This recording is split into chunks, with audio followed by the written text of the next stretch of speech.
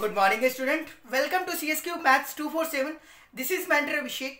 Today we are going to discuss NCERT Math Class 10th Exercise 6.2 Question number 5. So इससे पहले के जितने भी क्वेश्चन हैं हमने 1 by 1 क्वेश्चन डिस्कस किया है. इस क्वेश्चन के साथ साथ जो इम्पॉर्टेंट उसका कॉन्सेप्ट है, हम कैसे इजीली अप्रोच कर सकते हैं, कैसे क्वेश्चन को हम 2 से 3 मेथड से वेरियस मेथड से अंडरस्टैंड कर सकते हैं, समझ सकते हैं, क्वेश्चन को सॉल्व कर सकते हैं. ये हमने काफ़ी डीप से जाना है हर क्वेश्चन में, और यहाँ भी हम जानेंगे. इससे पहले की जितनी भी एक्सरसाइज है हमने एक्सरसाइज 1 से लेके एक्सरसाइज 6 तक कंप्लीट कर चुके हैं. 6.2 डिस्कस कर रहे हैं, आगे भी नेक्स्ट कंप्लीट करेंगे. तो डिस्कस करते हैं without delay exercise 6.2 question number 5. तो यहाँ पे मैंने जो बेसिक बताया था कि बेसिक प्रोपोर्शनलिटी थ्योरम से कंप्लीट एक्सरसाइज डिपेंड है हमारी, और उसी के अकॉर्डिंग क्वेश्चन पूछे गए हैं. क्वेश्चन नंबर 5 देखते हैं क्या है. इन फिगर हमारा बना हुआ है, कह रहा है कि DE parallel to OQ. That mean कि हमारा जो ये DE है ये पैरेलल है OQ के.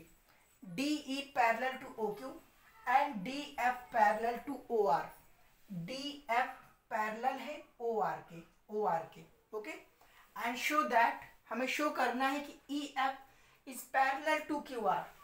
EF दैट मीन कि ये जो हमारा एक इंटरसेप्ट बनेगा ये पैरेलल है QR के, ये हमें शो करना है. तो फर्स्ट देखो, बहुत ईजिली यहाँ पे बहुत मैक्सिमम मार्क्स की अप्रोच रहती है कि हम फुल मार्क्स यहाँ पे हमें तो छोड़ना ही नहीं है, और यहाँ पे सिर्फ शो करने के मार्क्स होते हैं, शोविंग के. बट उसमें भी मार्क्स बहुत कट होते हैं, बिकॉज अगर आपका तरीका या मैथड या आपने कंप्लीट फिगर बिल्कुल क्लियर नहीं शो किया तो यहाँ मार्क्स कट जाते हैं. तो यहाँ पे अप्रोच ऐसी रहनी चाहिए कि यहाँ पे कोई भी मार्क्स छोड़ना नहीं है, बिकॉज ये ईजी चैप्टर होता है हमारे लिए मार्क्स गेन करने में. अदर चैप्टर हैं जो थोड़े से हार्ड होते हैं, उसमें अगर मार्क्स जा रहे हैं कोई प्रॉब्लम नहीं है, बट इस चैप्टर से मार्क्स नहीं जाने चाहिए.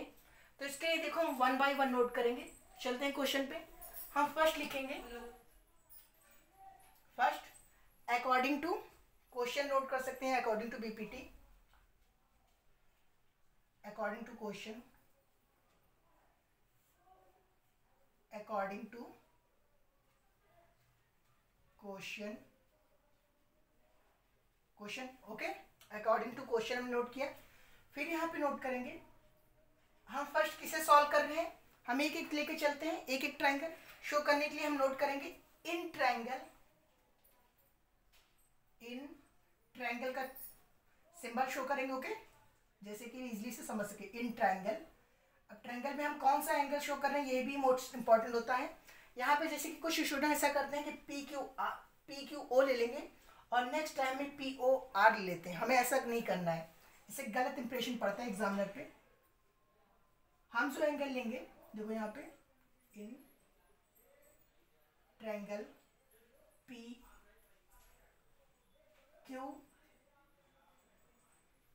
ओके, इन ट्रायंगल PQO हमने लिया, इन ट्रायंगल PQO. तो यहाँ पे देखो ट्रायंगल हम क्या करते हैं, ट्रायंगल हमारा बना हुआ है, इसमें हमारा P ये है, Q ये, O ये है. ठीक है, अगर इस ट्रायंगल, इस बड़े से ट्रायंगल से हम इसकी कुछ लाइन अलग ले लें, सपोज दैट हमारा ये कंप्लीट ट्रायंगल है. देखो यहाँ पे ऐसे बनाते हैं, ये P है, ये Q है, ये R है. ओके, ये O है. Okay, O. इस पॉइंट को क्या कहते हैं, इन सेंटर. वो हमें अभी नीड नहीं है, जब नीड होगी तो हम जानेंगे. ये हमारा ट्रायंगल है, ऐसे पुटे सेम, बिल्कुल सेम ट्रायंगल देखो बन रहा है. अब इसमें हम क्या करते हैं, कुछ पार्ट हटा देते हैं. दैट मीन अगर हम ये चाहें, ये लाइनिंग हम हटा दें, ये कंप्लीट ट्रायंगल है, इसमें से अब हम कुछ लाइनिंग लेते हैं. जैसे कि हम P ले लेते हैं, P से हम ये ट्रायंगल है देखो यहाँ पे, और ये हमारा पॉइंट आया जो O, इस टाइप से है. तो अगर हम सिर्फ O ले लें और यहाँ का हम Q ले लें, OQ ले लें, इतना ले लें, इसको छोड़ दें, और ये लाइनिंग मिली हुई देखो, इसको सही से मिला लेते हैं. इस साइड का हम पार्ट छोड़ दे रहे हैं. ठीक है, ये हमारा ट्रायंगल है और इसमें ये एक हमारा EF था, देखो EF था और ऐसे ED था. अगर हम डायरेक्ट इसे ले लें, E and D, ED, okay, इस टाइप से ले सकते हैं, ED देखो हम इसके क्या हो जाएगा, पैरेलल होगा। अब इसी फिगर को अगर हम अच्छे से शो करें यहाँ पे क्लियर, तो हम ऐसे शो कर सकते हैं, ये हमारा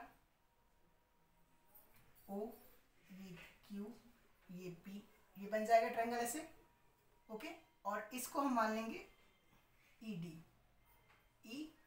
ओके, ये ऐसे जॉइंट था, देखो ED की बात है। तो हम इसके अकॉर्डिंग देखेंगे, अकॉर्डिंग टू BPT थ्योरम के हम नोट कर सकते थे ना, PE से, according to BPT theorem note कर सकते हैं PE अपॉन EQ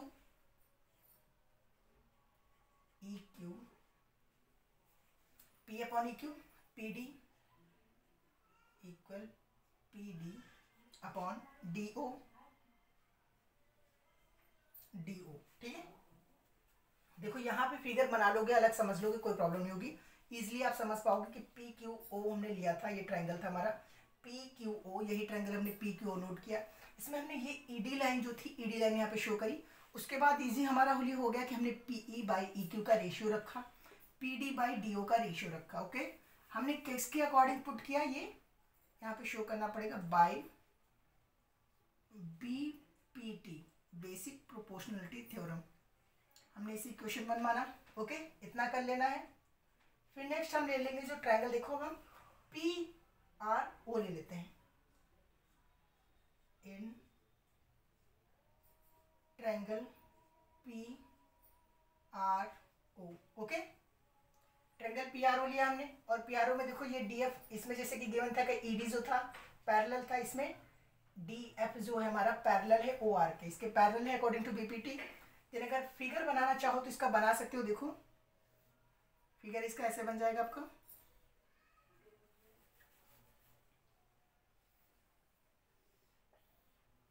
ये हमारा P हो जाएगा, ये हमारा O हो जाएगा, ये R हो जाएगा। और देखो हम सिर्फ DF को शो करेंगे, DF, बहुत से पॉइंट है बट हमें उससे मतलब नहीं, हम सिर्फ इतना फिगर ले रहे हैं। देखो ये छोड़ दो, ये छोड़ दो, कंप्लीट इस फिगर को, इस पार्ट को ढक दो, इसे भी कवर कर दो। फिर जो हमारे पास बचेगा इतना, इस फिगर में देखो जो हमारा DF है, D से F, ये पैरेलल है OR के, पैरेलल है OR के, में शो किया है, DF जो है पैरेलल है OR के। तो इसके अकॉर्डिंग हम पुट कर सकते हैं ना, यहाँ पे देखो कि P से D, P से D और D से O, इजी हो जाएगा समझना आपके लिए भी, और इजी हो जाएगा नोट करना, P से D और D से O, D से O एंड P से F, P से F, F से R, F से R, ओके। तो देखो हमारे पास, इसे भी नोट कर देंगे, by BPT, by basic proportionality theorem, equation 2, okay.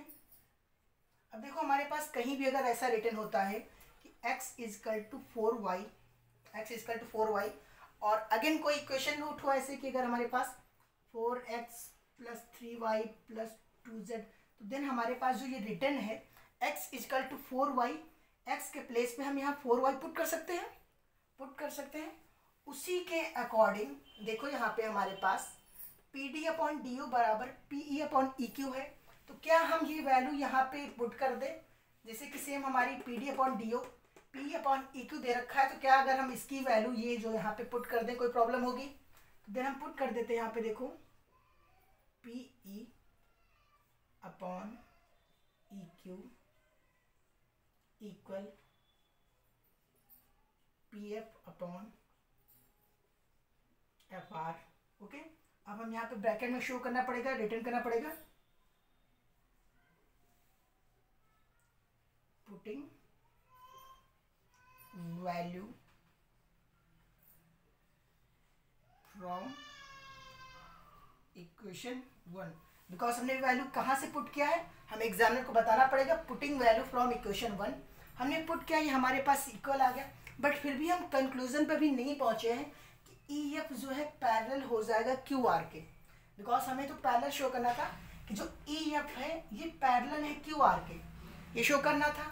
और बाय बेसिक प्रोपोर्शनलिटी थ्योरम के अकॉर्डिंग क्या होता है कि अगर कोई थिंग जो हमारी एक ट्रायंगल में पैरेलल है देन उसके ratio P E by E Q का रेशियो इक्वल होगा P F by F R के इक्वल होता है। अगर ये पैरेलल है देन होता है पैरेलल, अगर ये कंडीशन पैरेलल है देन रेशियो का जो इक्वल होते हैं, रेशियो का प्रोपोर्शनल इक्वल होता है। अगर हम कहते हैं कि हमारे पास जो रेशियो है रेशियो का प्रोपोर्शनल इक्वल है देन क्या हम ये नहीं कह सकते कि इसका जो हमारे पास जो इंटरसेक्ट फॉर्म होगी ये E F equal, E F जो होगा पैरेलल होगा क्यू आर के। अगर हमारे पास रेशियो है देन हम कह सकते हैं कि it is parallel to Q R, और अगर पैरेलल है देन हम कह सकते हैं it is ratio proportional to follow that. Then हमारे पास एक थिंग देखो शो कर रही है कि P से E, E से Q, P से E, E से Q का रेशियो जो है इक्वल है P F by F R के, रेशियो इक्वल है। देन हम रेशियो के अकॉर्डिंग कह सकते हैं कि अकॉर्डिंग टू BPT, हम यहाँ नोट करेंगे according to BPT P by EQ equal to PF by FR, hence हम नोट कर देंगे EF proportional to QR, okay. According to BPT PE by EQ जो है इक्वल है PF by FR के, hence EF by QR, okay. हम यह note कर सकते थे अकॉर्डिंग टू BPT हम B या PF इक्वल है हैंस कर सकते हैं, इतना हम नोट कर देंगे बस हमारा क्वेश्चन कंप्लीट हो जाएगा, नोट प्रूव्ड, ओके।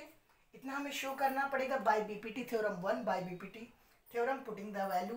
फिर हमें पता है कि according to basic proportionality theorem अगर कोई हमारी इंटरसेक्ट लाइन जो है QR जो ट्रायंगल के बेस के पैरेलल है देन उसका रेशियो जो होता है इक्वल होता है, प्रोपोर्शनल का रेशियो इक्वल होता है साइड्स का, और अगर साइड्स का प्रोपोर्शनल रेशियो इक्वल है देन हमारा जो उसमें पैरेलल लाइन इंटरसेक्ट कर रही होगी वो इक्वल होगी QR के।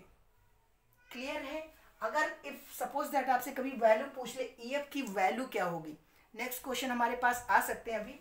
EF की जो वैल्यू होती है EF equal to 1/2 QR, okay, 1/2 QR, okay.